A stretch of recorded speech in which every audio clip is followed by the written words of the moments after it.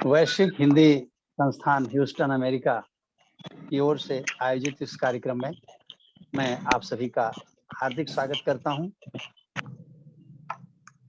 और इसके साथ ही मैं आभार व्यक्त करता हूं आदरणीय डॉक्टर ओम प्रकाश गुप्त जी का, आदरणीय श्याम प्रकाश अग्रवाल जी का और आप सभी महानुभावों का कि आप अपना अमूल्य समय निकाल करके इस आयोजन में बराबर उपस्थित होते रहे हैं और आज भी उपस्थित हैं। हार्दिक स्वागत है, अभिनंदन है आप सबका। आज ये समापन कार्यक्रम है और आज का विषय है फिल्मी गानों से हिंदी छंद। किसी का माइक्रोफोन खुला हुआ है, अनम्यूट है, जिससे आवाजें बहुत ज्यादा आ रही हैं। अपना देख लें, बंद कर दें। हाँ, बंद हो गया, ठीक, धन्यवाद। तो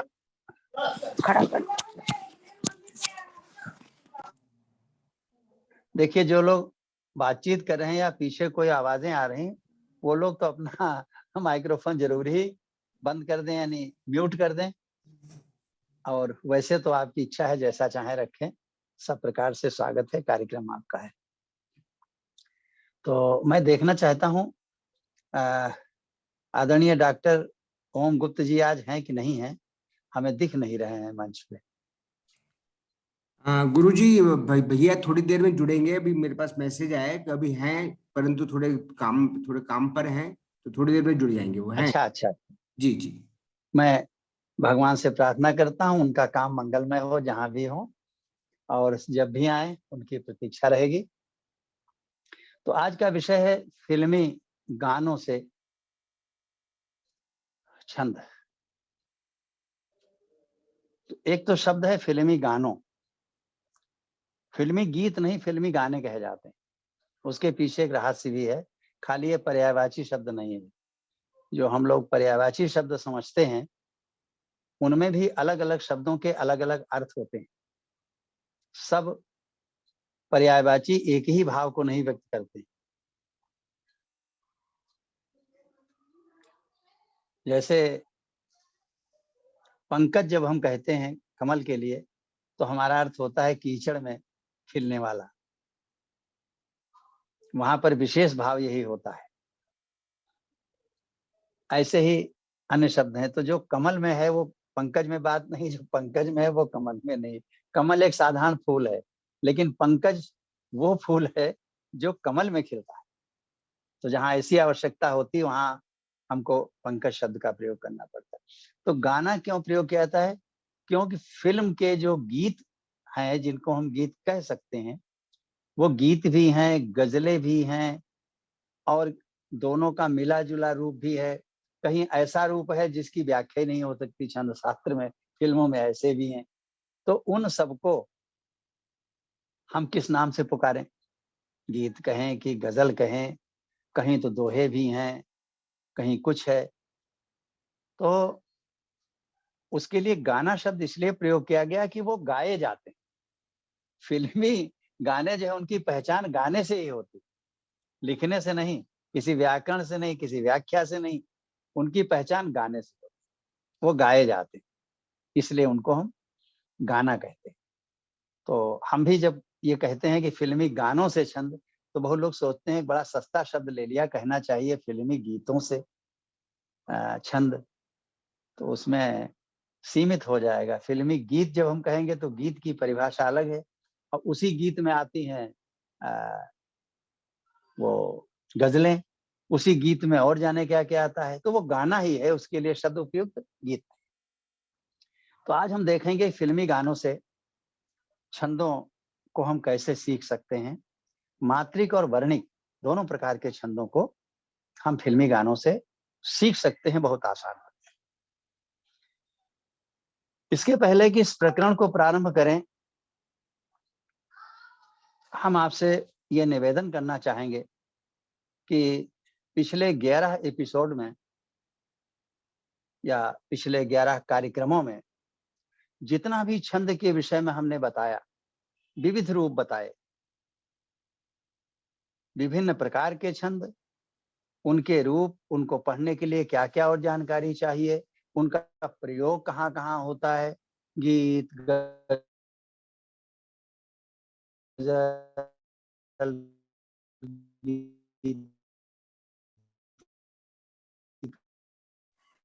आपकी आवाज कट रही गुरुजी।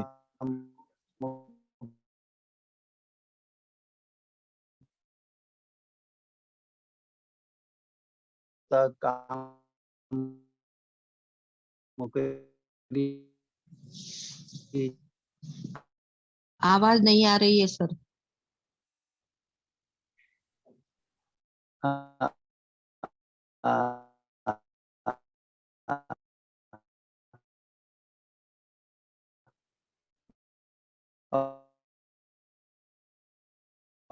और क्या माहिया,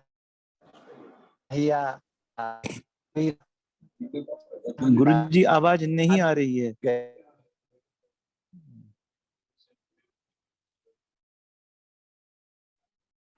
आचार्य जी आपकी आवाज नहीं आ रही है। नहीं, वो कट, फिर से जुड़ेंगे, कट गए अभी।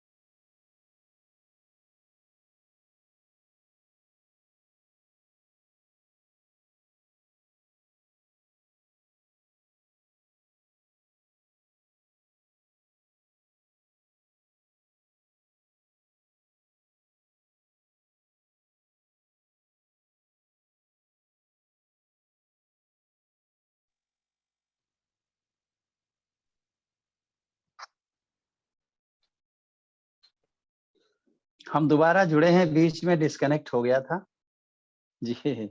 और वैसे मेरा वाईफाई का कनेक्शन है, तो मैंने एक बार उसको ऑफ ऑन भी कर दिया, क्योंकि हो सकता है कि कभी कभी वो कोई गड़बड़ी हो जाती है, तो ऑफ ऑन करने से सही हो जाता है। अब आप लोग बताएं कि आवाज आ रही है? हाँ सर, बिल्कुल ठीक है जी, बहुत अच्छे से आ रही है। धन्यवाद, धन्यवाद, धन्यवाद।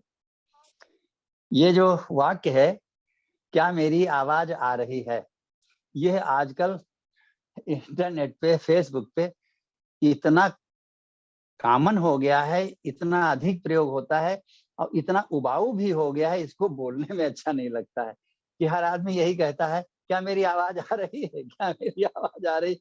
और जब तक उधर से वो मैसेज ना आ जाए कि हाँ ठीक आ रही है, तब तक वो बराबर यही कहता रहता है, क्या मेरी आवाज आ रही है, क्या मेरी आवाज आ रही है। आज पहली बार ये मैंने प्रयोग किया है, क्या मेरी आवाज आ रही है। नहीं तो इंटरनेट सदैव साथ देता रहा था, कभी इसकी जरूरत नहीं पड़ी। तो मैं कहना ये चाहता था, जहां बात चल रही थी,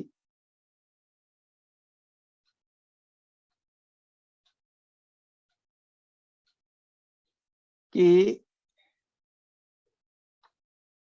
छंदबद्ध रचना करने के लिए मुख्य एक ही बात है, वो है लय। अगर लय समझ में आ जाए तो और कुछ भी नहीं चाहिए। मुख्य बात लय। और लय भटक जाए तो रास्ता दिखाने के लिए छंद है। इसलिए आज मैं वापस आ रहा हूं जहां से प्रारंभ किया था कि 11 कार्यक्रमों में विभिन्न अध्यायों से भटकते हुए वापस जब 12वें अध्याय पे आया हूं तो मुझे गीता का 18वें अध्याय का वो श्लोक याद आता है कि सर्वधर्मान् परित्यज्य माम एकम शरणम ब्रज अहम त्वाम सर्व पापेभ्यो मोक्षयिष्यामि मा शुच।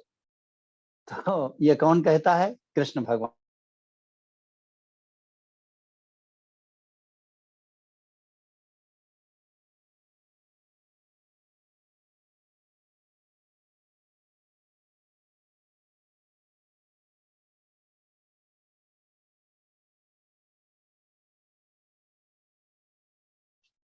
वो कृष्ण लय है यहाँ पर।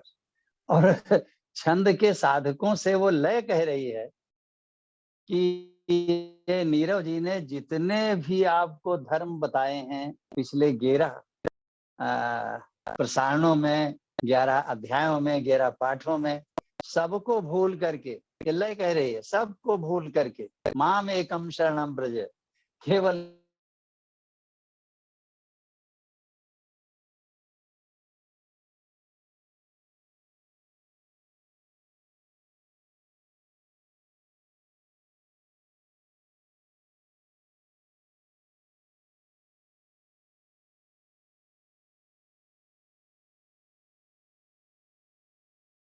आज तो लय टूट रही है।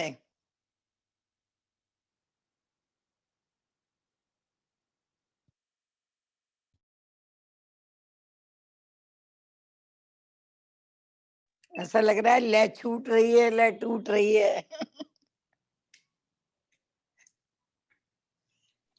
अंतर्जाल की लय टूट रही है। अंतर्ज्ञान की, अंतर्जाल, अंतर्जाल, इंटरनेट। अंतर्जाल की।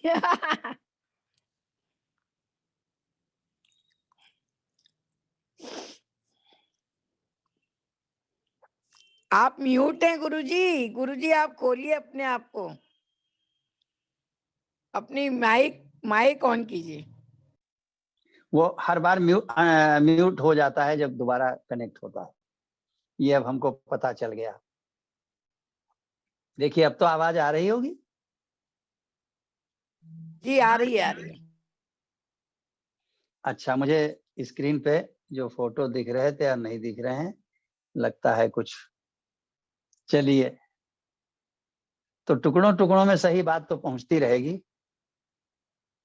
एक बार फिर वो वाक्य जो इंटरनेशनल सेंटेंस बन गया है, क्या मेरी आवाज आ रही है, उसी वाक्य को मैं दोहरा रहा हूं। जरा बताइएगा, आवाज आ रही है?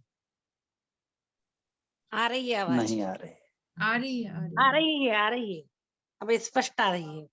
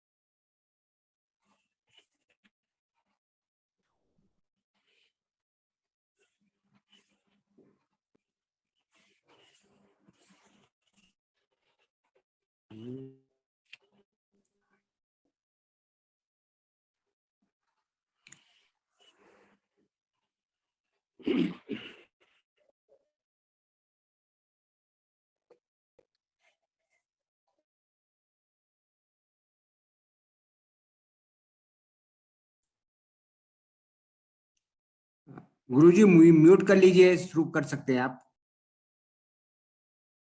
लगता है।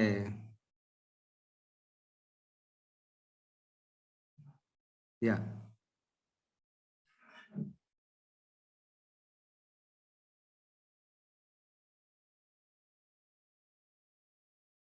आप सिर्फ ऑडियो पे चला सकते हैं अगर बैंडविड्थ का इश्यू है गुरुजी।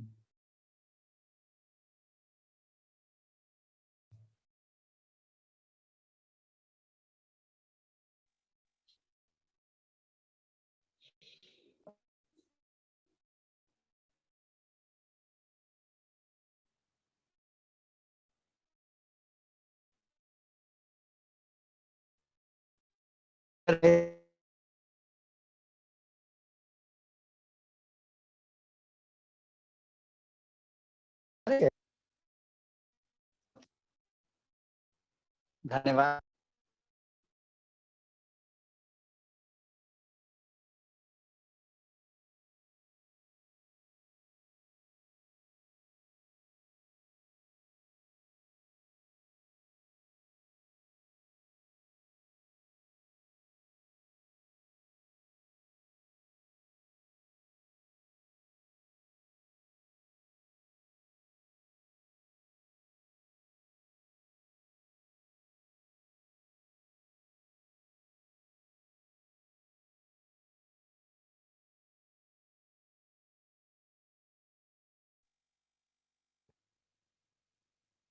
लगता है अंतर्जाल आदरणीय ओम जी की प्रतीक्षा कर रहा है।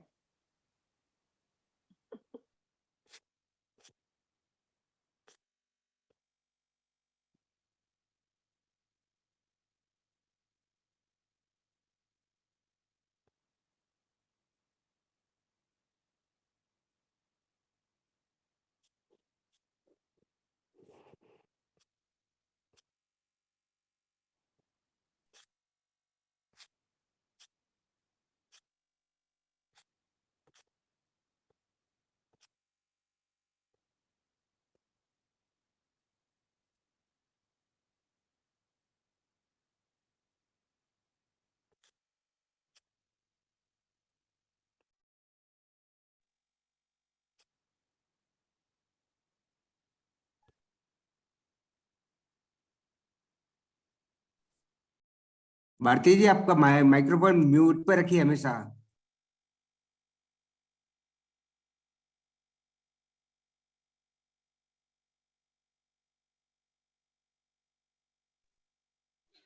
हाँ देखिए, अब मेरी आवाज आई है। आज बहुत धैर्य की आवश्यकता है। मैंने ये किया है कि वाईफाई कनेक्शन डिस्कनेक्ट कर दिया और जो यूजुअल डेटा होता है मोबाइल का वो यूज कर रहे हैं। हो सकता है वाईफाई कनेक्शन में ही कोई गड़बड़ हो मेरे। अब तो आवाज आ रही है।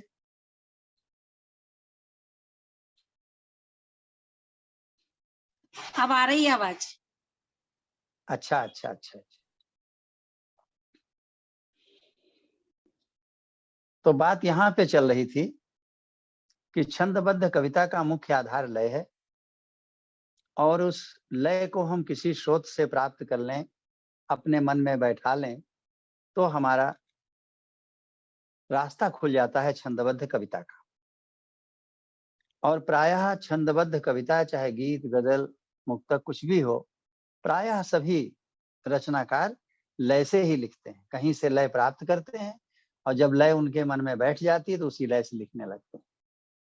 मैंने बताया कि छंद केवल उस लय को भटकने से रोकने के लिए है। जब भटकती है तो व्यक्ति खुद नहीं जान पाता, वो समझता सब ठीक है, लेकिन गलती हो जाती तो या तो उसे गुरु बताएगा या उसकी व्याकरण बताएगी। और लय की व्याकरण है छंद, इसलिए हम छंद सीखते हैं और इतने दिनों तक इसीलिए छंद की चर्चा की।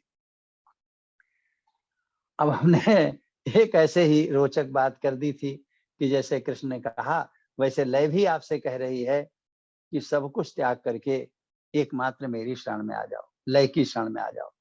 लेकिन कृष्ण की शरण में आने के लिए भी तो कोई मार्ग ढूंढना पड़ता है। ऐसे शरण में कोई आ कहाँ जाए। आना तो सभी चाहते हैं, बहुत चाहते हैं, मगर नहीं आ पाते हैं।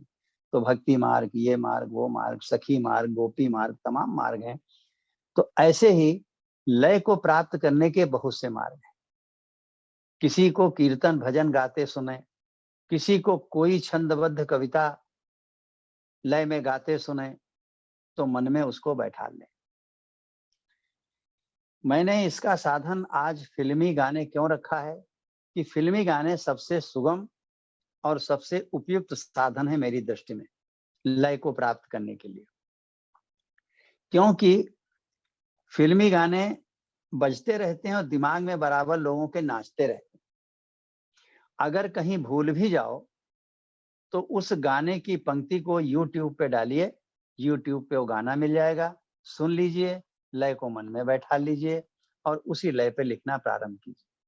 आगे बढ़ें इससे पहले एक बात और बताएंगे, वो कलाकारी की बात है कि गाना तो फिल्मी लय से बनाइए, अब बन जाए तो उसको बार बार गाइए। जब बार बार लय में गाएंगे तो धीरे धीरे वो फिल्मी लय से कुछ नई लय बन जाएगी, और न बनने तो बनाने की कोशिश कीजिए। उस लय को थोड़ा बिगाड़ के अपने ढंग से गाइए, कुछ नया उसमें मोड़ दीजिए, तो धीरे धीरे वो फिल्मी लय खत्म हो जाएगी, उसी की जगह आपकी अपनी लय बन जाएगी। तो जब आप मंच से या कहीं से उसको सुनाएंगे अपनी रचना को, तो सुनने वाला समझ नहीं पाएगा कि आप फिल्मी गाने पे सुना रहे हैं। अन्यथा जब फिल्मी गाने की लय पर ही कोई सुनाता है तो सुनने वाला समझता है कुछ नहीं, फिल्मी गाने की तो नकल कर रहे हैं, तो महत्व कम हो जाता है सुनाने वाले का। ये एक कलात्मक बात बताई मंच की। अन्यथा सबसे बढ़िया साधन है फिल्मी गाने, जहां से हम लय को ग्रहण करें। अब कुछ हम इसके उदाहरण बताएंगे कि उदाहरणों से बात बढ़िया समझ में आएगी। एक बहुत ही प्रचलित उदाहरण है मेरा, जो मैं अक्सर देता रहता हूं, वहीं से बात को प्रारंभ करता हूं और उसके माध्यम से मैं बताना चाहूंगा कि मात्रिक छंद विधाता की लय को हम कैसे ग्रहण करें। तो वो फिल्मी गाना पहले मुझसे सुनिए और बाद में फिर अपने वास्तविक गाना सुन लीजिएगा YouTube पे या जो भी साधन हो, क्योंकि हमारे गाने में लय ज्यों की तो नहीं आती, एक अनुमान हो जाता है। गाना इस प्रकार है। सुहानी चांदनी रातें हमें सोने नहीं देती, ये गाना है। अब मन हुआ इसी गाने पे हम भी लिखें, तो कुछ नहीं जाता है। मन में लय को बसा लीजिए, गुनगुनाइए, और गुनगुनाने का मतलब होता है कि शब्दों को छोड़ दीजिए, खाली लय को गुनगुनाइए। सुहानी चांदनी रातें हमें सोने नहीं देती, ये गाना है। अब गुनगुनाना क्या है? ला ला ला ला ला ला ला ला ला ला ला ला ला। किसी ने ऐसे गुनगुनाया, किसी ने ऐसे गुनगुनाया, न न न न न न न न, और ना और ला भी खत्म कर दिया किसी ने।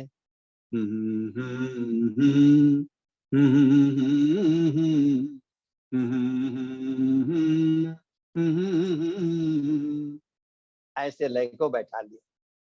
अब जब लय बैठ गई तो इसी पे अपनी रचना कोई शुरू कर दी, जो मन की बात हो, शब्दों को ढालते जाइए, उसी लय पे बनाते जाइए। गजल हो या भजन कीर्तन सभी में प्राण भर देता, उसी लय पे हमने नए शब्द ढाल दिए, नई रचना बनने लगी। गजल हो या भजन कीर्तन सभी में प्राण भर देता, अमर लय।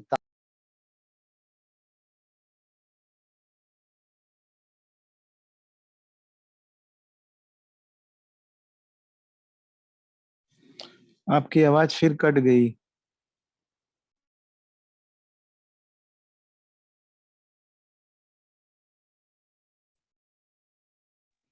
गुरुजी आप म्यूट हो गए हैं, आप म्यूट हो गए हैं। गुरुजी आप म्यूट हो गए हैं।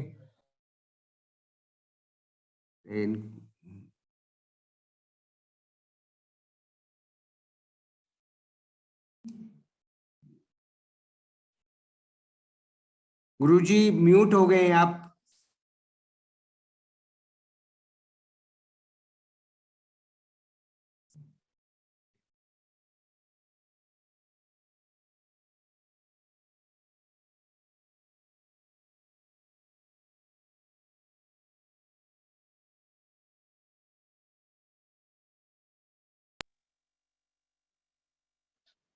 हेलो।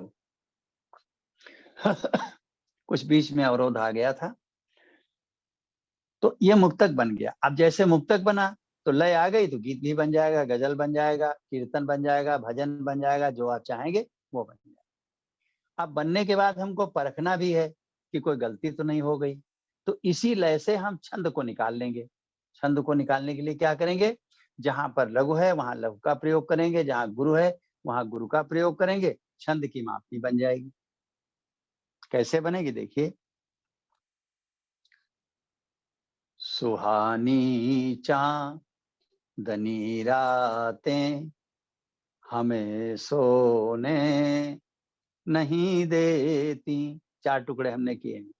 सुहानी चांद लगा गा गा, दनी रातें लगा गा गा, हमें सोने लगा गा गा, नहीं देती लगा गा गा। पूरी मापनी बन गई। लगा गा गा, लगा गा गा, लगा गा गा, लगा गा गा, सुहानी चांद। अब ये मापनी बन गया। ये मापनी ही व्याकरण है, और इसी व्याकरण का नाम है विधाता छंद।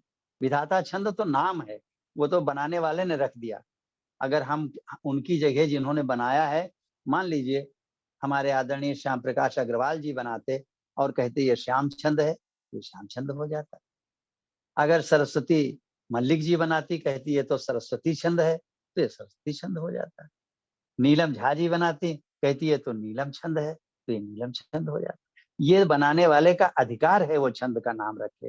तो जिसने इसको कभी बनाया, इसकी व्याकरण बनाई, उसने इसका नाम विधाता रख दिया। तो ये नाम तो किताब से ही मिलेगा या किसी व्यक्ति से मिलेगा, ये अपने आप तो आप पैदा नहीं कर सकते, लेकिन उसकी व्याकरण को आप अपने आप पैदा कर सकते हैं और उसी पे आप रचना बना सकते हैं। इसी पर आप रचना बनाइए, और रचना बन जाए तो लय को बदलने की भी कोशिश करिए। फिल्मी लय में अगर आप गाएंगे तो लोग रचना से प्रभावित कम होंगे, वो फिल्मी गाने पे चले जाएंगे। जो गाने में शब्द हैं, जो भाव हैं, दिमाग उनका वहीं चला जाएगा। कीर्तन जो भगवान के और कृष्ण के, राधा के और दुर्गा माता के जो कीर्तन फिल्मी धुन पे गाए जाते हैं, तो सुनने वाले कीर्तन कम सुनते हैं। जिस गाने की धुन पे वो गाया जाता है, उस गाने के भाव पे चले जाते हैं, उनको आनंद उस गाने का आने लगता है। तो उससे बचने के लिए आप लय को बदल दीजिए। अब देखिए इसी लय को हम बदल रहे हैं।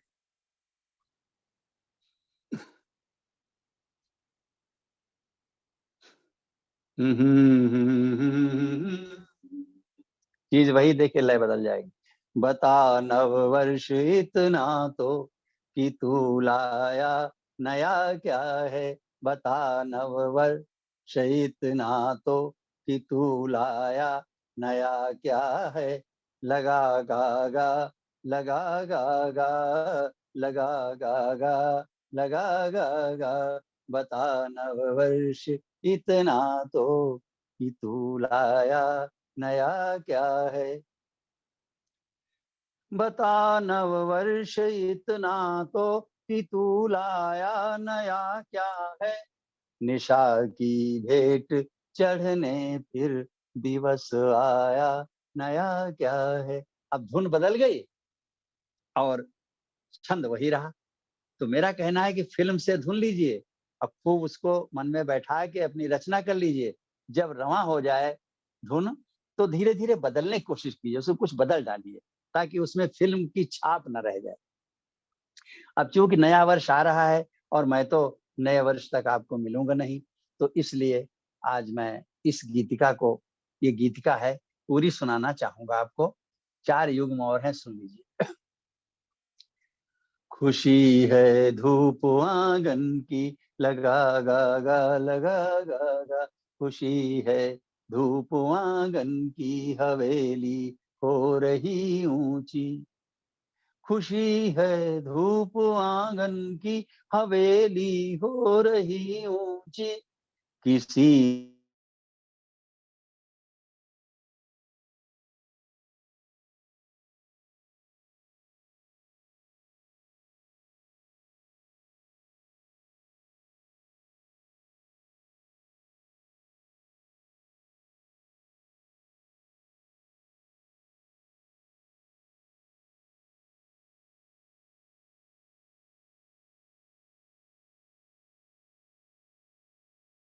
तो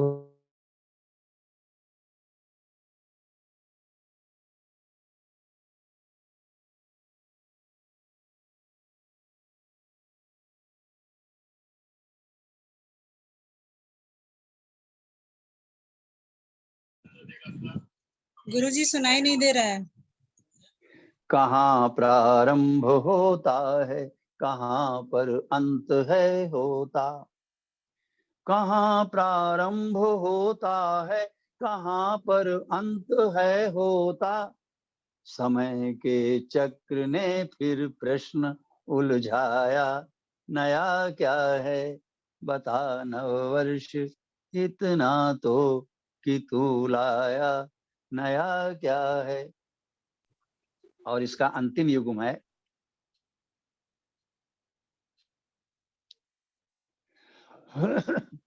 चलो कुछ बीज फिर बो दें, चलो कुछ बीज फिर बो दें, सभी के साथ मिल हम भी, चलो कुछ बीज फिर बो दें, सभी के साथ मिल हम भी, करेंगे क्या पता नीरव क्यों पुजाया, नया क्या है बता नववर्ष, इतना तो कि तू लाया, नया क्या है।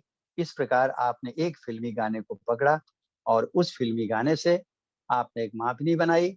मापनी किस छंद की है, ये किसी स्रोत से जान लिया, चाहे वो किताब हो, चाहे वो व्यक्ति हो, चाहे वो गुरु हो आपका, कहीं से या मित्र हो, छंद का नाम तो कहीं से ज्ञात ही करना पड़ेगा। और अगर छंद का नाम ज्ञात न भी हो पाए तो कोई फर्क नहीं पड़ेगा, अगर मापनी आपके पास है, व्याकरण है, तो उसी व्याकरण पे आप लिखते रहेंगे, आगे बढ़ते। अब एक दूसरा उदाहरण देखिए, जिसके माध्यम से मैं सिद्ध करने का प्रयास करूंगा कि फिल्मी गाने से वर्णिक छंद कैसे बनता है। ये बिल्कुल नया प्रयोग है, इसकी कल्पना भी बहुत मुश्किल से कोई कर पाएगा कि फिल्मी गाने से वर्णिक छंद कहाँ से आ जाएगा। फिल्म में तो वर्णिक का कोई स्थान ही नहीं है, लेकिन आप चाहेंगे तो बना लेंगे। सुनिएगा, एक और उदाहरण दे रहा हूं।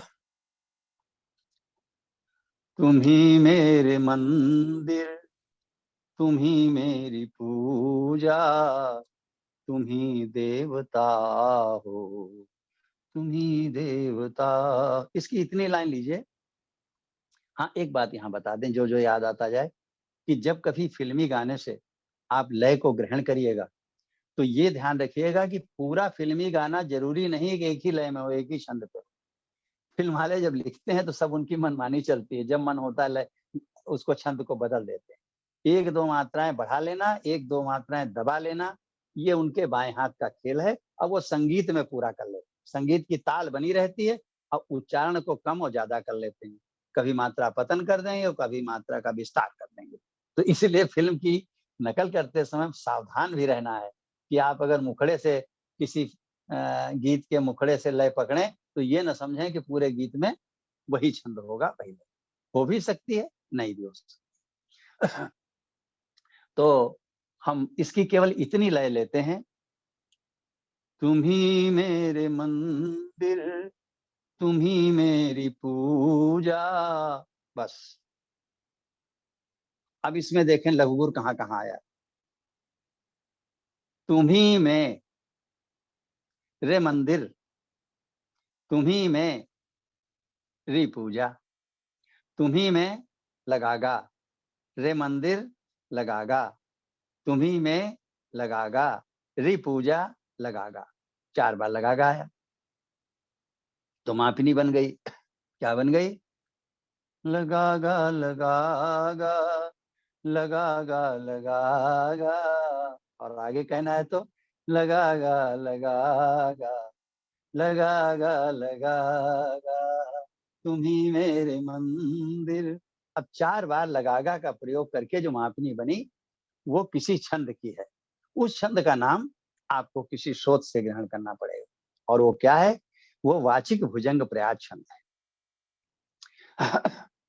और इस पे आप कोई भी रचना चाहें तो बना लें, जैसे हम कभी सुना चुके हैं आपको, अकेला अकेला कहाँ जा रहा हूँ, कहो तो बता दूं जहां जा रहा हूँ, लगा मृत्यु से है भयाक्रांत मेला, लगा मृत्यु से है भयाक्रांत मेला, चला मृत्यु को भेटने में अकेला, अकेला अकेला कहाँ जा। ये मुक्तक बन गया। हमने वहां से लय पकड़ी, और ये तो मात्रिक छंद की बात हो गई। वाचिक भुजंग प्रयाग मात्रिक छंद की मापनी पकड़ी, व्याकरण पकड़ी, नाम मालूम हो गया तो ठीक, न मालूम हो कोई बात नहीं, छंद आपकी मुट्ठी में आ गया और उसी पे आपने रचना करना शुरू कर दिया। अब इसी पे गीत बना लीजिए, इसी पे गजल बना लीजिए, भजन बनाइए, कीर्तन बनाइए, और मापनी से परख लीजिए गड़बड़ तो नहीं है। गड़बड़ हो सुधार लीजिए, छिपाने की कोशिश मत कीजिए, छिपाने से छिपता कुछ नहीं। तो ये मात्रिक हो गया। अब मैं बताऊंगा इससे वर्णिक छंद कैसे बनेगा। वर्णिक छंद में केवल इतना अंतर होगा कि गुरु की जगह पर गुरु ही प्रयोग होगा और लघु की जगह लघु ही प्रयोग होगा। जैसे लगा गा है तो ल की जगह लघु, गा की जगह गुरु, फिर गा की जगह गुरु। यहां पर यह नहीं होगा कि गुरु की जगह हम 2 लघु का प्रयोग करें। मात्रिक में हो जाता है। जैसे ये फिल्मी गाना था, इसका हम विश्लेषण करें, जरा समझिएगा। तुम्ही में लगागा, ये मात्रिक भी है वर्णिक भी, इसमें कोई गड़बड़ नहीं। रे मंदिर, रे मंदिर में रे जो है गुरु है, लेकिन उच्चारण में लघु हो गया, यहां पर मात्रा पतन किया गया। एक बात। दूसरी बात, रे मन दिर, अब दिर जो है ये गुरु की जगह पे आया है, तो गुरु की जगह पे 2 लघु आए और 2 लघु को मिला के गुरु बन गया, दी और रा। तो मंदिर से जब 2 गुरु बने, मन तिर गा गा, तो यह मात्रिक प्रयोग हो गया, वाचिक प्रयोग हो गया, यह वर्णिक नहीं रहेगा। और मंदिर की जगह अगर हमने लघु गुरु का ही गुरु का ही कोई शब्द प्रयोग किया होता तो यह वर्णिक हो जाता। अब यहीं पे गड़बड़ हो गया कि एक मंदिर में रे मंदिर ल गा गा, तो अंतिम गा की जगह दिर आ गया, 2 लघु का प्रयोग हो गया, तो यह मात्रिक छंद हो गया, यह वर्णिक नहीं।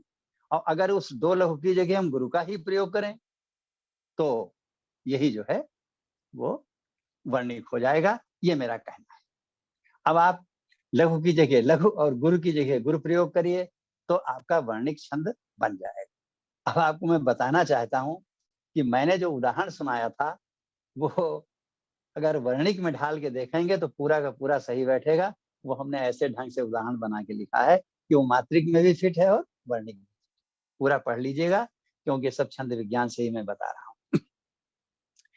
अकेला अकेला कहाँ जा रहा हूँ, कहो तो बता दूं जहां जा रहा हूँ, लगा अमृत तुसे है भयाक्रांत तमेला, लगा अमृत वो चला अमृत तुको भे टने मैं अकेला।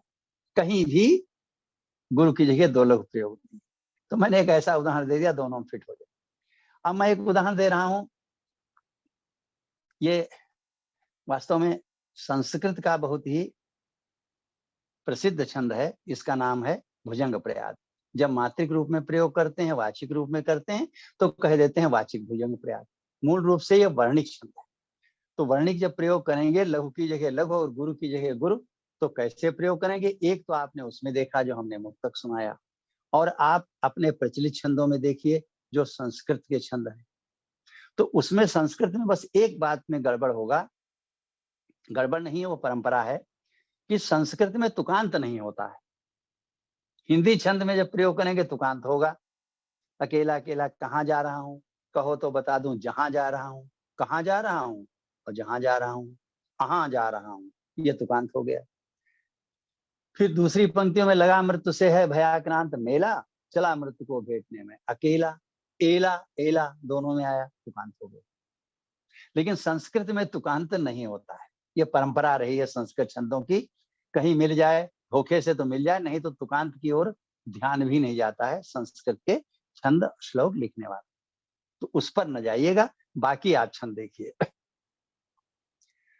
नमामि मीशान निर्वाण रूपम, अब ये छंद आप सभी लोग लगभग जानते हैं।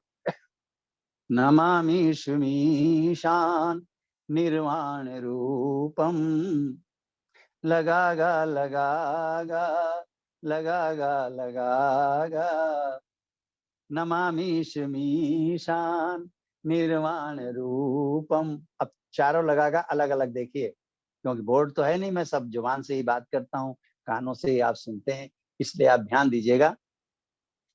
नमामि शमीशा न निर्वा न रूपम, नमामि लगागा, शमीशा लगागा, न निर्वा लगागा, न रूपम लगागा, लगागा लगागा लगागा लगा, नमामि मीशान निर्वाण रूपम, विभुम व्यापकम ब्रह्म वेद स्वरूपम, निजम निर्गुणम निर्विकल्पम निरीहम, चिदाकाश माकाश वासम भजे हम।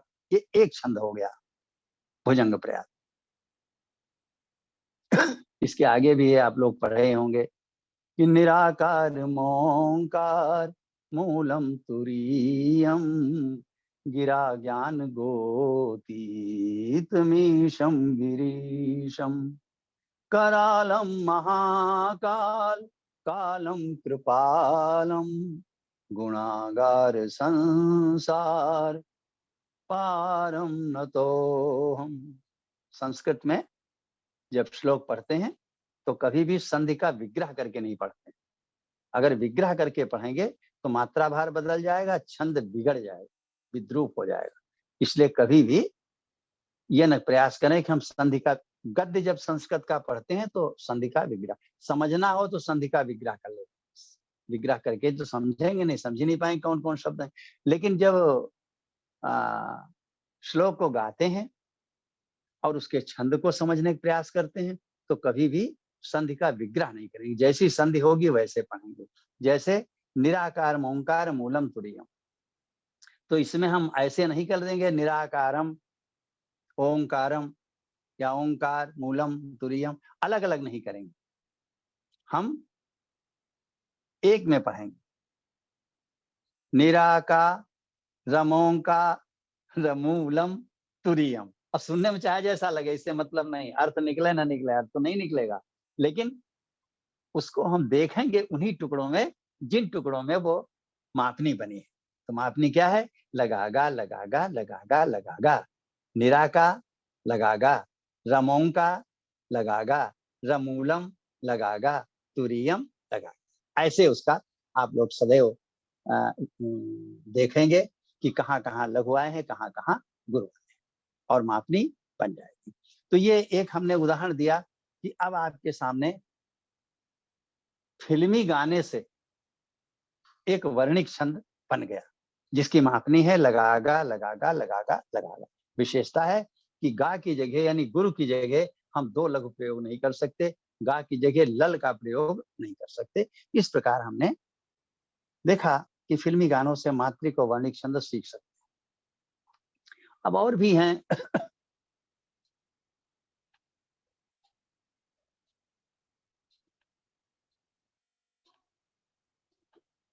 गीतिका छंद है, तमाम छंद हैं, अब ये आपके पास छंद विज्ञान है, उसमें आप देखते रहिएगा।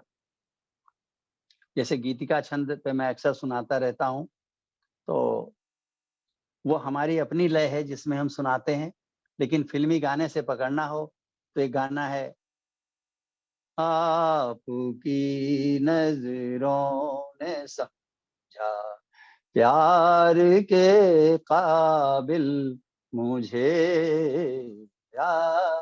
अब यही लय अगर किसी के मन को भा गई तो इसी लय पे लिखिए।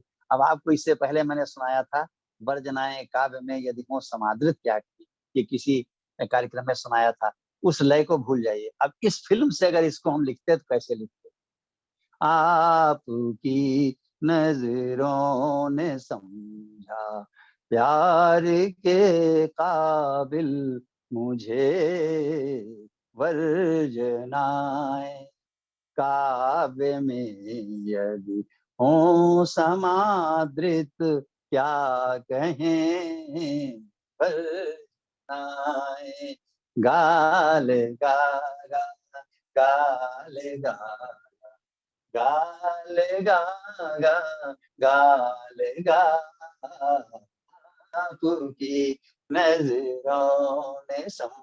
अब देखे दोनों एक में बिल्कुल मिल गए, फिल्मी गाना, हमारी गीतिका और वो लगावली, तीनों एक मिल गए। अब ये लगावली आपके कब्जे में आ गई, मर्जी हो तो बनाइए गीत भजन जो चाहे बनाते रहें।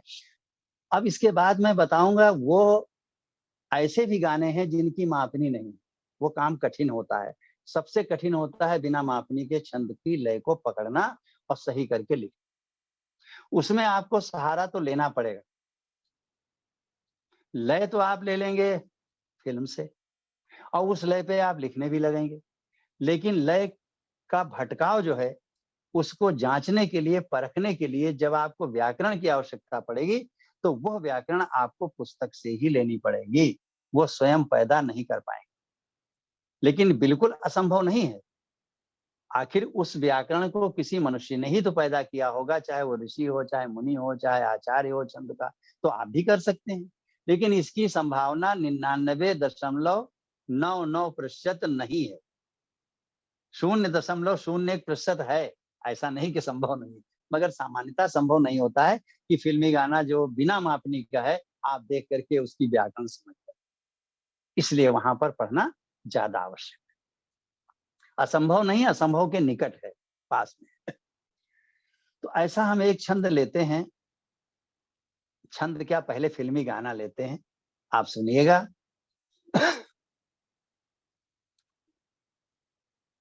गोरे गोरे, फिल्म के गानों पे मत जाइएगा, उनके भाव पे मत जाइएगा, हमारी निगाह कहाँ है, लय पे। हमें लय पकड़नी है और लय से अपनी बात कहनी है, अपना लिखना। देखिएगा, गोरे गोरे चांद से मुख पर काली काली आंखें हैं, गोरे गोरे। ये फिल्मी गाना है, ये फिल्म मैंने देखी भी थी, मुझे कुछ कुछ याद है, लेकिन हम बताएंगे कहीं गलत हो गया, भूल गए होंगे तो हंसी हो जाएगी, चलिए जाने दीजिए। फिल्म आप जानते होंगे, नहीं जानते होंगे, जरूरत भी नहीं जानने की। गोरे गोरे। अब इस फिल्म की अगली पंक्ति को लीजिए, गाने की अगली पंक्ति को लीजिए और लघु गुरु का क्रम देखिए, तो किसी का लघु गुरु क्रम मिलेगा ही नहीं। इसका यहाँ जा रहा है, उसका वहां जा रहा है, उसका वहां जा रहा है। इसका मतलब हो गया कि ये मापनी युक्त छंद नहीं, जिस छंद से इसकी लय बनी वो मापनी युक्त नहीं। तो अब कहाँ जाएंगे हम? अब हमारी मजबूरी होगी कि हम किसी पुस्तक को देखें, अनेक छंद शास्त्र की पुस्तकें हैं, और इस गाने का छंद जानने के लिए उस पुस्तक में कहाँ घुस जाएंगे। मान लीजिए छंद विज्ञानी उठाई तो 360 पृष्ठों की किताब, किस पृष्ठ पे घुस जाए? तो मैं तरकीब बता रहा हूं किस पृष्ठ पे जाएंगे, बस इतना बता सकता हूं कि गोरे गोरे चांद से मुख पर, हमने मात्राएं गिनी, 16 हो गई। अब आप लोग गिन लीजिएगा, बहुत हम मात्राएं गिनवा चुके हैं, आप लोग खुद गिन लीजिए। गोरे गोरे चांद से मुख पे 16 मात्राएं, काली काली आंखें हैं 14 मात्राएं। मात्रा गिनने की एक तरकीब और बता दें, हम गिनते नहीं उंगलियों पे जैसे आपको दिखाते हैं, हम सुन के ही जान जाते हैं कितनी मात्रा है। वो कैसे जानते हैं? गोरे गोरे चांद से मुख पर, चार चार मात्राएं अलग कर दी। गोरे गोरे चांद से मुख पर, चौकल कहलाते हैं, चतुष्कल, चार चतुष्कल हैं, चार चक्कू 16, फट से हो जाता है, देखते देखते जान जाते हैं। आप भी ऐसे जान लेंगे, इसीलिए सब चीजें आपको अर्पित कर रहे हैं। काली काली आंखें हैं, काली चार, काली चार, आंखें चार, चार तियां 12 हैं, जोड़ दिया 2, 14। ये मात्रा गिनने का जिसे कहते हैं क्विक मेथड, ये क्विक मेथड। तो 16 14 मिला के कितनी हुई? 30 मात्राएं हुई। अब आप छंद विज्ञान खोलिए, छंद प्रभाकर खोलिए, छंद कौमुदी खोलिए, जो पुस्तक आपके पास छंद की हो, 30 मात्राओं वाले मात्रिक छंद खोलिए। तो 30 मात्राओं वाले छंद कितने होंगे? 10, 12, 15, बस इतने होंगे, ज्यादा नहीं होते हैं। उन छंदों में देखिए कहां पर ये गाना फिट बैठता है, आप उसमें से ढूंढ लेंगे ये गाना कहाँ पे फिट बैठता है। जहां पे फिट बैठ जाए वही छंद है। अब उसकी व्याकरण पढ़ लीजिए, किताब में उदाहरण भी दिया होगा, उस उदाहरण से इस फिल्मी गाने की लय मिला लीजिए कि भाई और सब बातें ठीक है, लय भी मिल रही कि नहीं, तो उदाहरण की लय और इसकी लय दोनों मिल गई, पक्का हो गया कि वही छंद। अब जब शास्त्र में खोजेंगे तो इस तरीके के 3 छंद आपको मिलेंगे। हम ये भी बता दें आपको, जैसे मान लो यही गए आप ढूंढने कि 30 मात्रा के इस तरीके के छंद हो जो 16 14 पे यति हो, कौन से हैं? तो 3 मिलेंगे। कौन कौन है? ताटंक, कुकुब और लावणी। जब तीनों की व्याकरण पढ़ेंगे तब आपकी समझ में आ जाएगा कि ताटंक में बिना मतलब के प्रतिबंध लगा रखे हैं, कुकुब में बिना मतलब के इन्होंने प्रतिबंध लगा रखे हैं। भैया इससे बढ़िया आखिर में लावणी है जिसमें कोई प्रतिबंध नहीं। ताटंक में प्रतिबंध है कि आखिर में 3 गुरु आए, कुकुब में प्रतिबंध है कि इसमें 2 गुरु आए, और लावणी में कहता है कोई प्रतिबंध नहीं। तो यही बढ़िया है फिल्म के लिए, आप उसमें से चुन लेंगे लावणी छंद। ये ढंग है उन छंदों को जानने का जो मापनी युक्त नहीं, जिनकी कोई मापनी नहीं। क्या ढंग है? एक बार फिर दोहरा लें कि छंद की मात्राएं गिनिए, यति को देखिए और देखिए इतनी मात्राओं का छंद कहाँ पर है। अब किताब में आप पहुंच जाएंगे उतनी मात्रा का छंद कहाँ है, और यति भी वहीं पे हो, वो कौन है। फिर आप उसमें अगर 2-4 हुए तो अपने आप फैसला थोड़ी देर में कर लेंगे कि किससे हमारा तालमेल बैठता है, और छंद आपको मालूम हो जाएगा। अब वो छंद मालूम हो गया तो उसकी व्याकरण वहां पढ़िए ढंग से। अब उस व्याकरण को फिल्मी गाने पे पहले लगाइए कि व्याकरण फिल्मी गाने पे ठीक से बैठती है। अगर बैठती है तो वो पक्का हो गया, और पक्का हो गया कि है यही छंद। जब पक्का हो गया तो आपकी मुट्ठी में आ गया कि लिखेंगे लय पे और परखेंगे छंद। देखिए यही मूल मंत्र है, लिखिए लय पे, नकल करके, अनुकरण करके, और परखिए कहाँ से? छंद से, उसकी व्याकरण से। तो लावणी की व्याकरण क्या है? 30 मात्राएं, 16 14 पर यति, अंत में वाचिक गुर। बस वाचिक गुर माने कुछ नहीं होता, गा या लल दोनों चलते हैं। हम वहां पर उपवन भी कह सकते हैं, और उसकी जगह कुछ गाना भी कह सकते हैं, और उसकी जगह पर हम सलगा भी बोल सकते हैं, महका भी बोल सकते हैं, ललगा, गालल, उपवन सब बोल सकते हैं। लेकिन अंत में लघु गुरु जरूर आना चाहिए, वाचिक। तो वाचिक गुरु कब नहीं आएगा ये भी बताइए जरा, कब नहीं आएगा? जब गुरु लघु बाद में होंगे। जैसे अंत में आ गया प्राण या ध्यान या चाप, तो गुरु लघु अगर आ गया है तो अंत में इसको गुरु में आप नहीं बदल सकते। तो अर्थ ये भी है कि अंत में गुरु लघु नहीं आना चाहिए। जब हम कहें कि अंत में वाचिक नहीं, तो उसका मतलब है अंत में गुरु लघु नहीं, गाल नहीं हो सकते। एक बात को कहने के बहुत से ढंग होते हैं। कभी सरलता की दृष्टि से लेखक जो है उसको ऐसे कह देता है, कभी बहुत स्पष्ट करना चाहता तो वैसे कह देता है। जैसे कि मैंने घनाक्षरी में एक जगह कह दिया कि अंत में गा होना चाहिए, तो अंत में गा इसलिए कह दिया कि अंत में लगा हो तो भी घनाक्षरी बन जाती है, और गागा हो तो भी बन जाती है, लय बन जाती है। और पीछे वाला जो गा है वो लघु पढ़ लिया जाता है। तो हमने सोचा है ब्रह्म में लोग न पढ़े गा लिखे। अगर हम लिखते लगा है तो साथ में ये भी जोड़ते कि यह ला की जगह गुरु भी हो सकता है और इसका उच्चारण कम करना पड़ेगा, शार्ट कर दिया। तो जहां भी हम कहीं भी लिखे हैं अपनी छंद विज्ञान में कि अंत में गुर होगा, तो वहां आप समझ सकते हैं कि अंत में गाल नहीं होगा। दोनों का मतलब एक है, चाहे हम कहें अंत में गाल नहीं होगा, चाहे हम कहें अंत में वाचिक गुर होगा, दोनों का अर्थ एक ही है। तो इस प्रकार से हम इस छंद को समझ लेंगे और समझ करके अपनी रचना करेंगे। हम रचना करने का तरीका वही है कि लय को बैठा लिए, क्योंकि यहाँ मापनी है नहीं भाई। वहां तो मापनी हम गा देते थे, अब नहीं मापनी मेरे पास रहेगी, केवल फिल्मी गाना। और फिल्मी गाने की पंक्ति पे अपना बनाना। अपना हम ऐसा ही बना सकते हैं जो देख के आप चौंक जाएंगे, कहेंगे ये तो मिल ही नहीं रहा है गाने से, लेकिन होगा। सुनिए। गोरे गोरे चांद से मुख पर काली काली आंखें हैं। अब मान लीजिए हमने ये बनाया, तिनके तिन, क्षमा करें, मान लो हमने ये बनाया, रामचंद्र कह गए सिया से ऐसा कल युग आएगा। तो आप कहेंगे ये तो फिल्मी गाना और मेल गाया जाता है, आप और मेल गा रहे हैं। ये चूंकि लावणी छंद में है, तो लावणी छंद में जितने गाने होंगे उनको हम जिसकी लय को चाहे उस पर बदल सकते। अगर वो छंद लावणी है तो लावणी की हर लय उस पर फिट बैठेगी। अब गोरे गोरे चांद से मुख पर वाली लय पे हमने रामचंद्र वाला गा दिया। ऐसे देखिए गाना है, कसमें वादे प्यार वफा सब बातें हैं, बातों का क्या, यही तो है। अब ये गाने की लय तो आप जानते होंगे, मगर ये क्योंकि लावणी में है, इसलिए इस लावणी वाले गाने को हम उस लावणी वाले गाने की लय पे गा सकते हैं। कैसे?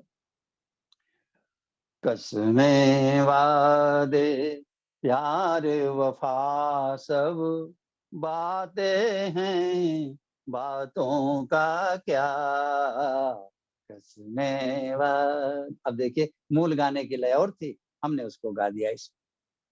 तो जो एक ही छंद पे आधारित गाने हैं उनको एक दूसरे की लय में गाया जा सकता है। और गाते गाते हमारा फिर कहना है कि अपनी निजी लय बना लीजिए ताकि फिल्म की छाप उस पे से हट जाए। अब इस पे हम अगर लिखना चाहें तो कैसे लिखेंगे, सुनिए। गोरे गोरे चांद से मुख पर, अब इसी पे लिखने लगे हम गीत गा। ला ला ला ला ला ला ला ला ला ला ला ना ना ना ना ना ना ना ना ना ना ना ना ना ना। खूब लय को भीतर बैठाला और फिर शब्द ढाले।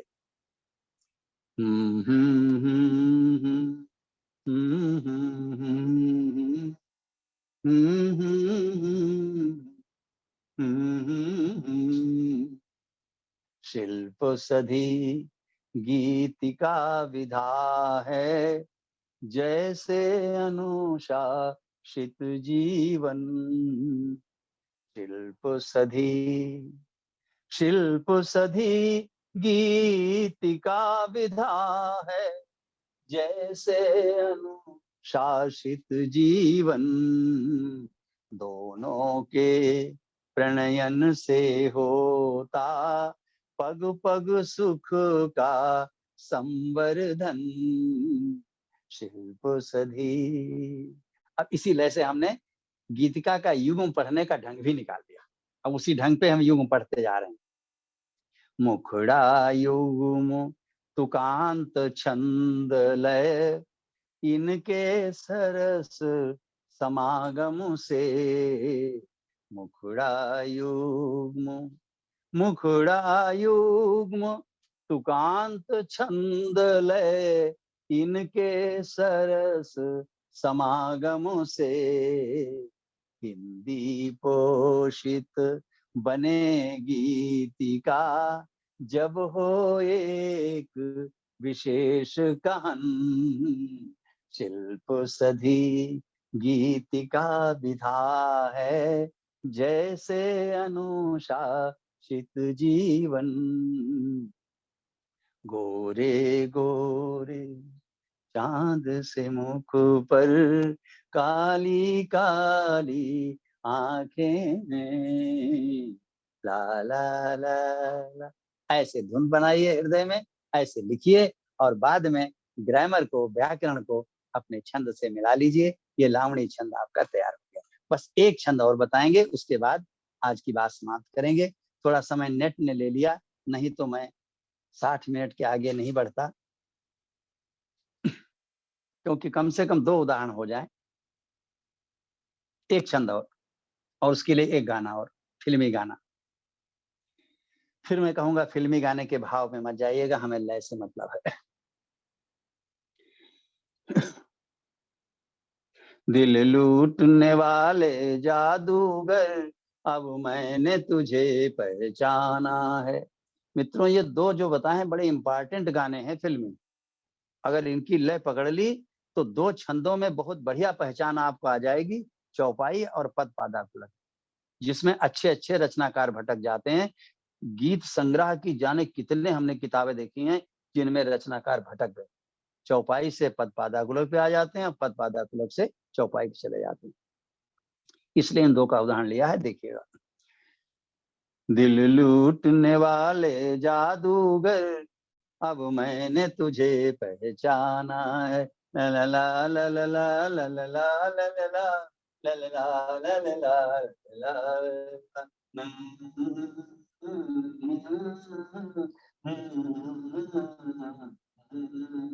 अब मन में बैठ गया, गुनगुनाने लगे। अब गुनगुनाने में ही अपनी बात को कहना शुरू कर दिया। कैसे?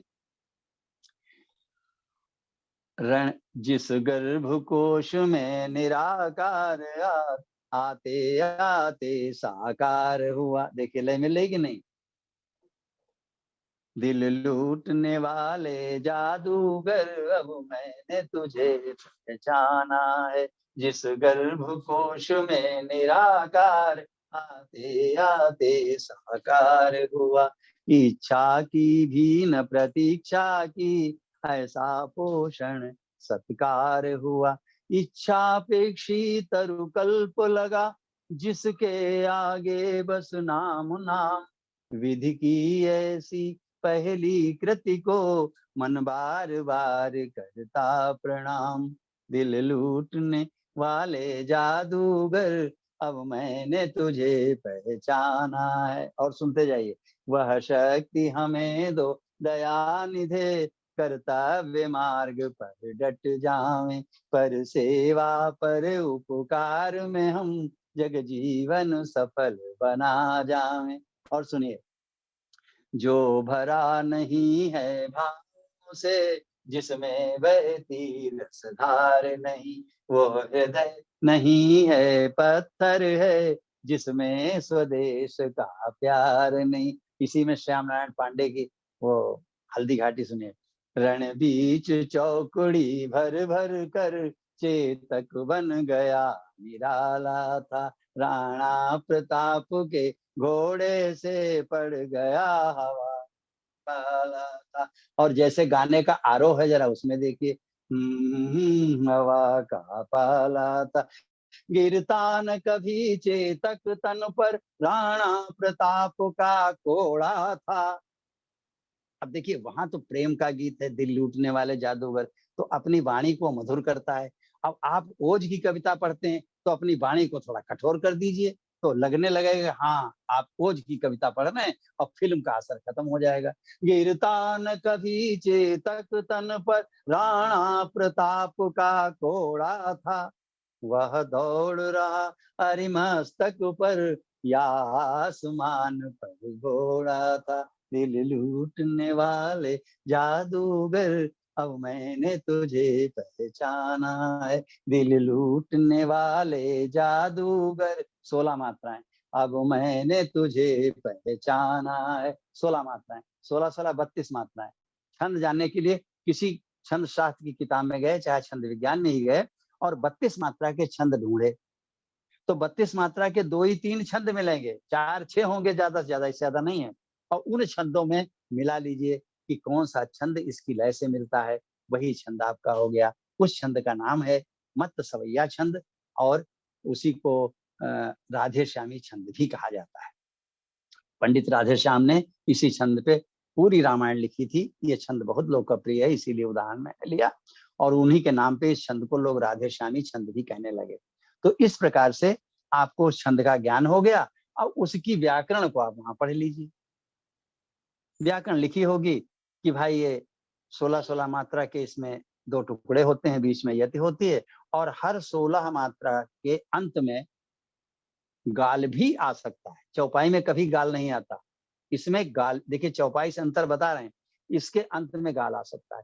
और चौपाई और मत सवैया का आधा होता है पदपादाकुलक, तो दोनों के अंतर को हम बता रहे हैं। ये बहुत बारीक अंतर है, हमारी रिकॉर्डिंग रहेगी, कभी लय भटकने लगे तो याद करिएगा कि चौपाई में जो त्रिकल त्रिकल का जोड़ा है, त्रिकल त्रिकल का जोड़ा, त्रिकल माने 3 मात्राओं का समूह, त्रिकल त्रिकल का जोड़ा चौपाई में केवल 0, 4 और 8 मात्राओं के बाद आ सकता है। 0, 4 और 8 मात्राओं के बाद चौपाई में। और पदपादाकुलक में त्रिकल त्रिकल का जोड़ा केवल 2, 6 और 10 मात्राओं के बाद आ सकता है। इसका जब भी उल्टा हो जाएगा तो आपकी लय भंग हो जाएगी, आप नहीं पकड़ पाएंगे, अपने धुन में गा जाएंगे, लेकिन वो लय भंग होगी, वो काव्य भंग होगा, वो छंद भंग होगा। ये भी एक अनुभव की चीज मेरे पास जो आई, मैं आपको दे रहा हूँ, क्योंकि इस पे लय बहुत भटकती है। मेरी बात तो रिकॉर्ड हुई होगी, जब चाहें तो इसको खोल के देख सकते हैं। तो इस प्रकार आपने मत सवैया सीखा, उसका आधा पदपादाकुलक सीखा, और उसकी व्याकरण को छंद शास्त्र में पढ़ लिया, और उसके बाद में आप इस पर खूब रचनाएं करने लगे। जो मर्जी आए रचना की, लेकिन रचना करने के बाद एक बार छंद से मिलाना न भूलें, व्याकरण से उसकी संपुष्टि कर लें, उसको परख लें, कसौटी पे कस लें, और सदैव के लिए वो सोना 24 कैरेट का हो जाए, कोई उस पर उंगली न उठा सके कि भाई इसमें तो मिलावट। इस प्रकार मित्रों, फिल्मों से कैसे हम छंद सीखेंगे, ये चर्चा आज शुरू हुई, और शुरू होने के साथ पूरी हुई। और इसका सारांश वही है कि लय कहती है कि सबको त्याग कर मेरे पास आ जाओ, और मैं कहाँ मिलूंगी ये तुम खोजो। तो मैंने बताया कि वो कहाँ कहाँ मिलती है। सबसे बढ़िया तो फिल्मी गानों में मिलती है, फिर वो जहां मिल जाए, किसी को गाते, किसी को कविता पढ़ते सुने मंच से अच्छी लग जाए तो उसको ले लीजिए, किसी को भजन गाते सुने वहां से ले लीजिए, जहां भी कोई गा रहा हो आप ले सकते हैं। लेकिन सबसे बढ़िया साधन फिल्म संसार है। और ऐसा भी नहीं है कि इस रास्ते से आप सारे छंद समझ जाएंगे, मैं ये नहीं कह रहा हूं, थोड़े उदाहरण हैं, तो जब इनसे समझने लगेंगे तो रास्ता खुल जाएगा। रास्ता खुल जाएगा तो आप खुद ही फिर छंदों की राह पे चल पड़ेंगे, फिर आपको कौन रोक सकता है। मुख्य बात होती है रास्ते पे आने की। जब रास्ते पे आदमी के पैर पड़ जाते हैं तो मंजिल तक वो पहुंच जाता है, ये मेरा विश्वास है। मित्रों, इतने दिन के कार्य में आप सबने इतना समय दिया, कार्यक्रमों में 12 एपिसोड हुए हैं, इनमें सबने अपना अमूल्य समय दिया। मैं आप सबका बहुत आभार व्यक्त करता हूं। डॉक्टर ओम प्रकाश गुप्त जी का आभार व्यक्त करता हूं, जिनके सौजन्य से हमारा आपका समागम हुआ। हमारी इस चर्चा में अगर कुछ भी उपयोगी लगा हो और लाभदायक लगा हो, अच्छा लगा हो, तो उसे माँ शारदा का प्रसाद समझिएगा। प्रसाद मिल बांट के ही लिया जाता है, उसका मैंने उपयोग मिल बांट के किया, आप सबको बांट दिया, जीवन भर बांटता रहूंगा। और आपसे कहूंगा कि उस प्रसाद को सदैव दूसरों में भी बांटते रहिएगा, केवल अपने पास न रखिएगा, मिल बांट के खाइएगा। अगर कुछ भी अप्रिय लगा हो, अच्छा न लगा हो, कहीं ऐसा लगा हो कि हमारा समय तो ये नष्ट हो गया, तो उसके लिए आप इस नीरव को क्षमा कर दीजिएगा। और मैं आप सबके लिए हृदय से बहुत बहुत शुभकामना करता हूं कि छंद और लय के मार्ग पे चलते हुए आप छंदबद्ध कविता की रचना करते रहें। शुभमस्तु। धन्यवाद गुरुजी, धन्यवाद, प्रणाम। बहुत बहुत धन्यवाद। नमस्कार सभी को। जी नमस्कार। बहुत बहुत धन्यवाद। आपके ज्ञान कुंड से हम थोड़ा सा भी ज्ञान प्राप्त करें, ये हमारे लिए बहुत सभी को बड़ा आशीर्वाद होगा। मेरा अहोभाग्य। सभी को मेरा नमस्कार। धन्यवाद, धन्यवाद सर। बहुत बहुत धन्यवाद सर। कौशलेन टिंगे जी, धन्यवाद। बहुत बहुत धन्यवाद आचार्य जी, प्रणाम। सभी को मेरा नमन है। माँ शारदा की कृपा सब पर बनी रहे, यही मेरी प्रभु से कामना है। आपके हम बड़े आभारी हैं आचार्य जी कि आपने पिछले 12 एपिसोड के लीजिए या कक्षा के लीजिए हमें पढ़ाई और हम सबको उसके ज्ञान दिया। मुझे व्यक्तिगत थोड़ा खेद है कि मैं अटेंड नहीं कर पाया, पर प्रभु ने चाहा तो बाद में आपकी यूट्यूब से सीखने का प्रयास करूंगा। तो हम थोड़ा सा समय ले लेते हैं और थोड़ी मैं 1-2 सूचनाएं दे दूं आपको कि थोड़ा यूट्यूब में हम थोड़ा सा पीछे चल रहे हैं, क्योंकि हमारे जो एक स्टाफ मेंबर है उसका काम संभाल रखा है जिन्होंने, वो छुट्टी पर थी और अभी आई। तो फिर भी मैं समझता हूँ कि दो सप्ताह में सारे यूट्यूब तैयार हो जाने चाहिए। तो मेरा सबसे निवेदन रहेगा, मतलब क्लास के विद्यार्थियों से, कि वो इस ग्रुप में भी बने रहें कम से कम अगले 2 सप्ताह तक, ताकि यूट्यूब और प्रमाण पत्र और सारी जानकारी आपको भेजी जा सके। कल मैंने तो जब ये सारा काम हो जाएगा इस कोर्स का, उसके बाद में इस ग्रुप को हम बंद कर देंगे, पर तब तक आप बना रहें। मेरी आपसे निवेदन है। मैंने श्री रामचरित भवन और वैश्विक हिंदी संस्थान दोनों ग्रुप्स में जोड़ने के लिए भी कल लिंक भेजा था, ताकि भविष्य में जो भी कार्यक्रम होते रहे उनकी आपको नियमित जानकारी मिलती रहे। और कभी ऐसा लगे कि आपका ये ग्रुप उपयोगी नहीं है तो आप जब आपको मन करे छोड़ सकते हैं, आपको बताइए। आचार्य जी के साथ साथ सभी इस क्लास में जुड़े और पिछले 6 महीने से लगातार आ रहे हैं, उनका भी मैं आभार व्यक्त करता हूँ। सब व्यस्त लोग हैं, सब विद्वान मित्र हैं यहाँ पर, और आप में इतनी सीखने की तमन्ना है, ये बहुत अच्छी बात है। ये भी छंद का भविष्य है, अंधेरे में नहीं, छंद का भविष्य भी है। अभी ये नहीं सुनना चाहिए करे छंद तो मर गया, छंद बिल्कुल जीवित है। और आचार्य ओम जी जैसे अगर आचार्य हमें मिलते रहे तो छंद आगे प्रगति करेगा, विश्वास है। तो मैं कुछ 2-4 विद्यार्थी इस क्लास के बारे में कुछ कहना चाह रहे थे, तो मैं उनको आमंत्रित करता हूँ कि उनको कैसा है क्लास लगा, और उनकी क्या भाव है इस समय, व्यक्त करें संक्षेप में, क्योंकि समय बहुत हो गया, ज्यादा समय नहीं लें। रश्मि जी, आप कुछ कहना चाह रहे थे? जी, सभी को नमस्ते। राम का नाम लेने से व्यक्ति भवसागर पार कर जाता है, लेकिन राम के सानिध्य से छंदों का ज्ञान प्राप्त हो सकता है, यह इस मंच ने संभव करके दिखाया है। और इसके माध्यम बने हैं यह मंच उपलब्ध कराने वाले माननीय ओम गुप्ता जी, और इस मंच का सदुपयोग करने वाले आदरणीय आचार्य ओम नीरव जी। एक इस मंच के सर्विस प्रोवाइडर सेवा प्रदायक हैं, तो दूसरे छंदों के ज्ञान प्रदायक। एक का व्यवस्थापन तो दूसरे का अनुशासन। एक का नियमित रूप से सारी व्यवस्थाएं करना और दूसरे का पूर्ण मनोयोग से विधिवत छंदों की बारीकियां समझाना। 12 कक्षाओं तक प्रसरित छंद कक्षाओं की योजना एवं कार्यान्वयन ने छंदों के बारे में हमारी समझ इतनी विकसित कर ही दी है कि रामचरितमानस ही नहीं बल्कि अन्य कृतियों को भी उसके छंद विधान के परिप्रेक्ष्य में समझ सके। मैं इन दोनों महानुभावों के प्रति अपना आभार व्यक्त करते समय उन लोगों को भी धन्यवाद देना चाहूंगी जिन्होंने इसके संयोजन में नेपथ्य में रहकर चुपचाप कार्य किया है और इस आभासी मंच को साकार रूप प्रदान किया है। इस ऑनलाइन कक्षा में उपस्थित मेरे सहपाठियों का भी मैं धन्यवाद देना चाहूंगी क्योंकि उन्होंने समय समय पर प्रश्न करके न केवल कक्षा को जीवंत बनाए रखा बल्कि अन्य विद्यार्थियों की शंकाओं का समाधान भी कराया जिसे वे संकोचवश पूछ नहीं रहे थे। सभी के प्रति कृतज्ञता ज्ञापित करते हुए अंत में यही कहूंगी कि सम नियम से निर्मित छंद का विधान, सम विषम से निर्मित छंद का विधान, इसके लघु दीर्घ के ल गा से लगी लगन, मानस के छंदों से कृपा बरसाए राम, बताएं ओम द्वय जिन्हें बारंबार नमन, जिन्हें बारंबार नमन। धन्यवाद।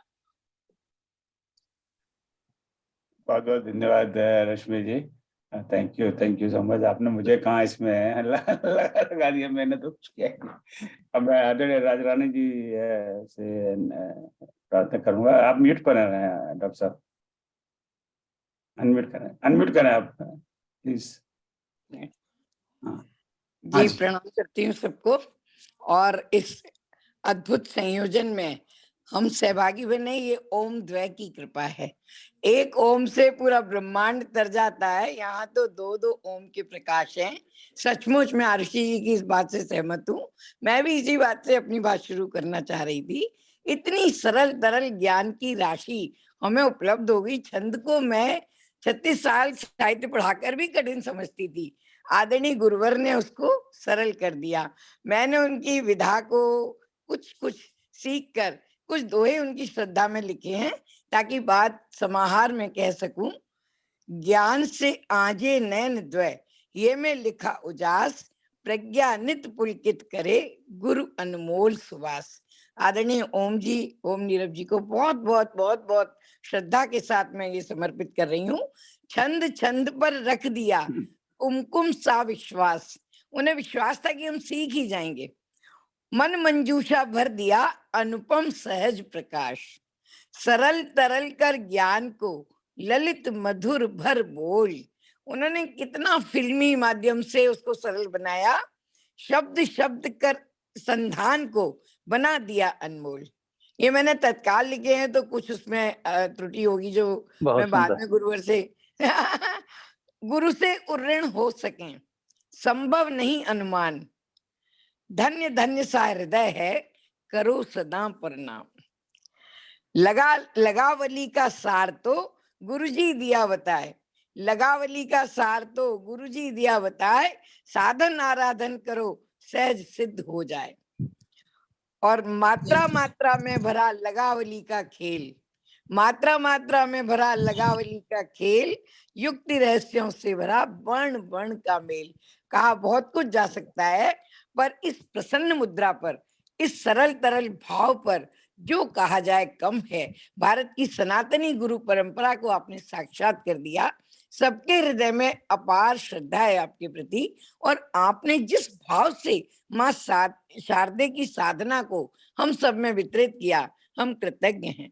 हम इसको अपना माने ये समझेंगे कि एक भी दोहा लिखेंगे तो आपको याद करेंगे, एक रचना भी करेंगे अगर छंद में तो उसको याद करेंगे। वाकई आपने एक ज्योत जला दी है सबके मन में जिज्ञासा की, और जिज्ञासा और साधना की ज्योत जला देना, ये इसका कोई हम ऋण नहीं चुका सकते। जो इसके प्रेरक बने, जो इसके माध्यम बने, उनका बारंबार नमन। ऐसे साधक लोगों की संगति मिली, यद्यपि पारिवारिक कारणों से मैं पिछली 2 क्लासें नहीं कर पाई, उपस्थित रह पाई, उसका मुझे खेद है, लेकिन देखूंगी यूट्यूब पर। वास्तव में और छंद विज्ञान और आपका ये ज्ञान को सरल तरल कर देना, ये निश्चल हृदय की पहचान है। आपके हृदय ने संप्रेषित किया है अपने आप को, हम तक पहुंचे हैं भाव, हमारे भाव आप तक पहुंचे, साधना के पथ पर हम बढ़े। इन्हीं शब्दों के साथ मैं सभी को प्रणाम करती हूँ भाव के साथ। बहुत सुंदर, बहुत बहुत धन्यवाद। और आप में से और किसी को कुछ अपने भाव प्रकट करना चाहें तो? अर्चना कुछ बोलना चाहूंगी। हाँ, कहिए अर्चना जी। आप सभी को नमन, पूरे मंच को मैं सादर नमन करती हूँ। और सिर्फ 1-2 बातें मेरे दिमाग में थी जो कहना चाहती थी कि पूरी इस कार्यशाला के दौरान, कक्षाओं के दौरान मैंने महसूस किया कि पुस्तकों में पढ़ा हुआ ज्ञान तो होता ही है, लेकिन आचार्य जी ने जो अनुभव जन्य नुस्खे हमें बताए हैं वो बहुत ही उपयोगी हैं। और उन्होंने 100% ईमानदारी से जैसे अपने मन की बात खोल के रख दी हो, या अपना ज्ञान खोल के रख दिया हो, इस तरह से हमें सिखाने का प्रयत्न किया है। अपितु मैं ये कहना चाहूंगी कि मैं पूरी तरह से तो बहुत कुछ नहीं सीख पाई, लेकिन हाँ, ये सीखने की जो श्रृंखला है, कहीं ना कहीं उसका प्रारंभ हुआ, शुरुआत हुई, और मैंने कि इस कोशिश में हम लोग शामिल हो पाए। और अभी जब थोड़ा सा सीखता है व्यक्ति तो ऐसा महसूस होता है कि अभी कितना कुछ सीखने को बाकी है, उसी स्थिति में है हम। लेकिन हाँ, निरंतर इस प्रयास में रहूंगी।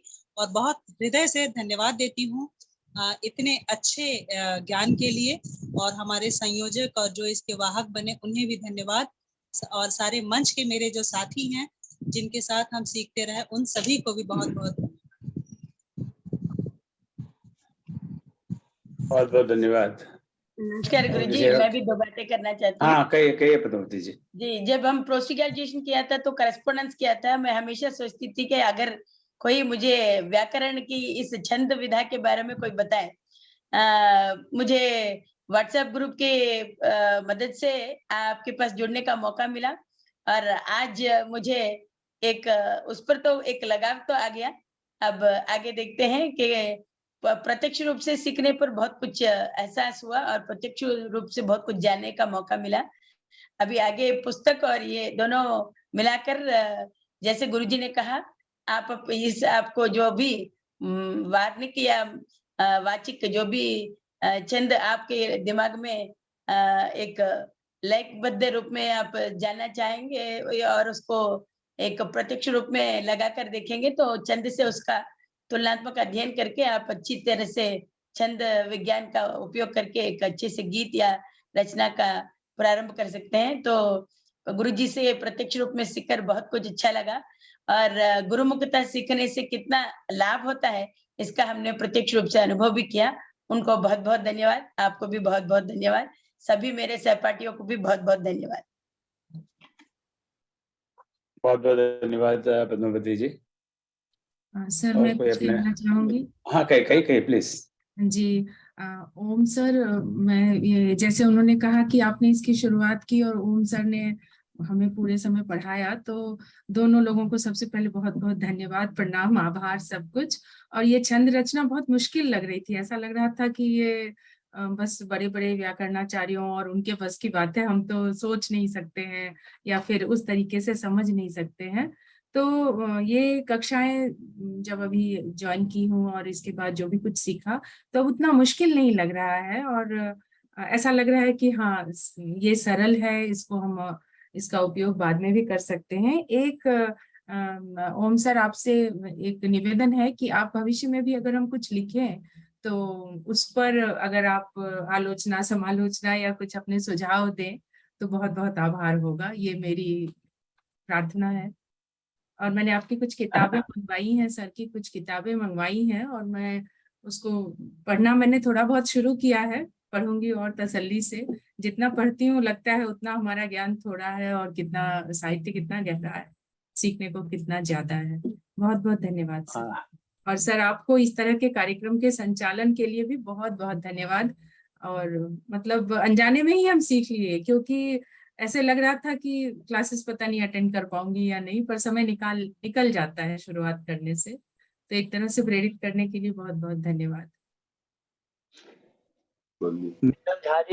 नीलम झा जी और अन्य सर। सभी उपस्थित सदस्यों को, परिजनों को, प्रियजनों को, विद्वानों को मेरा निवेदन है कि आप व्हाट्सएप पे सब हमसे जुड़े हैं, और न जुड़े हों तो जुड़ सकते हैं। मेरा नंबर आपके सबके साथ में है, वो किताब में भी दिया है, वो मेरा व्हाट्सएप नंबर भी है। व्हाट्सएप पर कभी भी आप कोई जिज्ञासा करेंगे तो जितना मेरा ज्ञान है उसके अनुरूप हम उसका समाधान अवश्य करेंगे। समाधान करने में कभी कभी समय लग जाता है, अति व्यस्तता में आपने आज पूछा, हमने उत्तर 3 दिन बाद दिया, लेकिन उत्तर मैं अवश्य दूंगा जहां तक प्रभु की कृपा बनी रहेगी।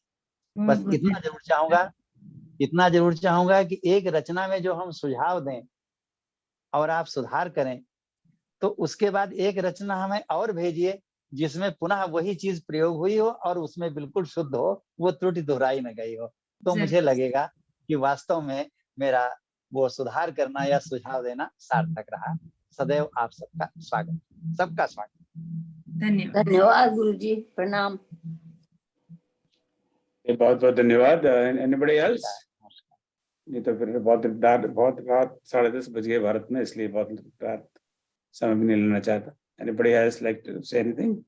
बस एक बात जरूरी कहनी है कि यदि हम पुस्तक मंगा लेते और आदरणीय गुरुवर का व्याख्यान नहीं सुनते तो उसके रहस्य को नहीं पा सकते थे। अद्भुत उसका तालमेल। अब पुस्तक पढ़ेंगे और उन्होंने पुस्तक में छंद ढूंढने की युक्ति भी बता दी, सारे रहस्यों को उजागर कर दिया। इसके लिए बारंबार प्रणाम। बिल्कुल सही बात है। सिर्फ पुस्तक से काम चल जाता तो गुरुओं को कौन पूछता। तो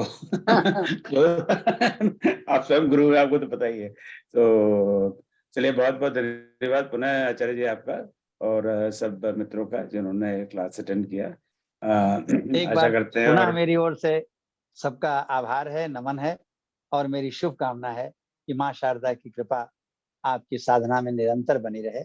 नमस्कार।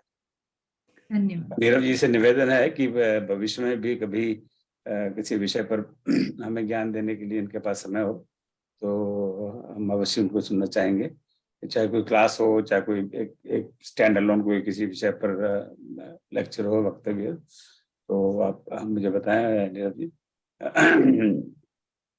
जैसे मैंने अब तो अभी एक उस दिन ऐसा बात की नाता थी।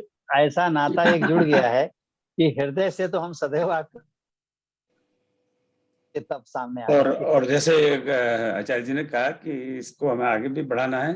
अब देखिए यूट्यूब पर तो सारा रिकॉर्डेड है ही, तो आप आगे आपके जो भी इष्ट मित्र हों उनके साथ यूट्यूब शेयर करिए ताकि वो भी इसका लाभ ले सके। तो कई लोग चाहे उनको समय सूट नहीं करता हो या कोई भी कारण रहा हो या और ये मन में ये दुविधा रहे हो पता नहीं क्या कहता फालतू का क्लास है, कौन अपना टाइम वेस्ट करे। तो अब आपको पता लग गया कि फालतू क्लास नहीं है, तो हम और लोगों से बात भी कर सकते हैं, उनको भी भेज सकते हैं। तो आप सब साहित्य में रुचि लेते हैं तो आपके आपके ग्रुप में बहुत सारे कवि होंगे, कवित्री होंगे, तो उनके साथ में इन सारे सारी यूट्यूब बन जाएंगे प्ले लिस्ट। तो उस प्ले लिस्ट में सारे 12 को 12 यूट्यूब होंगे, तो उनमें जाके वो यूट्यूब को देख सकते हैं और घर बैठे इसका ज्ञान अर्जित कर सकते हैं। बहुत बहुत धन्यवाद पुनः। और पुनः आचार्य जी आपको मैं प्रणाम करता हूँ।